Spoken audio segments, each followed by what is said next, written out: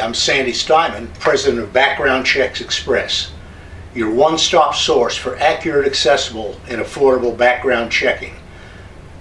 Because of the unprecedented increase in costly lawsuits against employers for violation of the Fair Credit Reporting Act in their background checking, we've decided to review the requirements that employers must follow.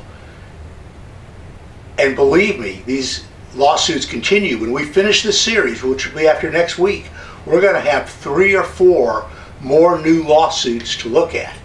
This is a serious issue, folks. Last week, we looked at the disclosure and release form that must be signed by the applicant before any background checking can be performed. This week, we're going to look at the third requirement, and this, for some reason, creates real problems for employers.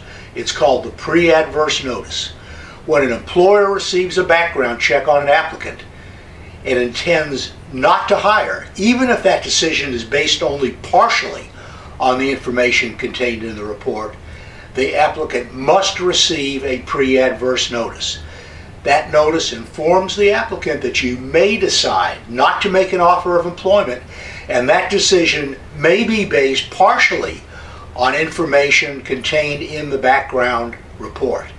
Along with the notice, the applicant must receive a copy of the consumer report and the document titled "A Summary of Your Rights under the Fair Credit Reporting Act."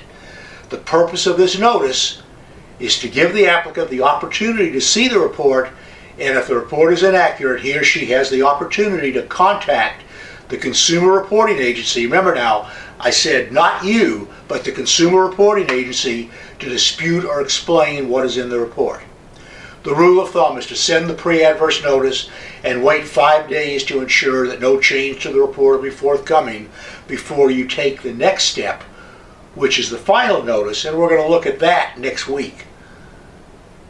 The law is very clear about what must be done, but I can't tell you how many times I've talked to HR directors, and these are people who have been around for a while, and when I ask them how they handle the pre-adverse notice, they don't have the foggiest idea what I'm talking about, and I get this deer in the headlight look.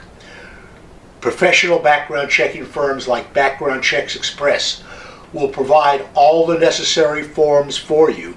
They will even be pre-populated with the applicant's information.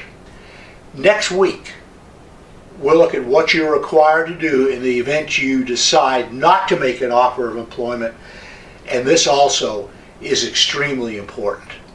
If you're an employer, I hope you'll follow this series of videos, because what you learn here could well keep you out of court or keep you from hiring the wrong person, and that's our mission.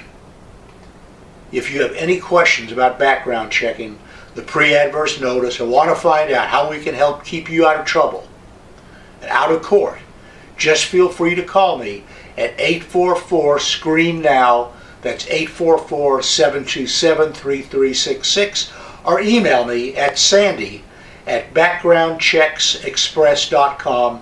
In the meanwhile, please be safe, hire safe, and I'll see you in the next video.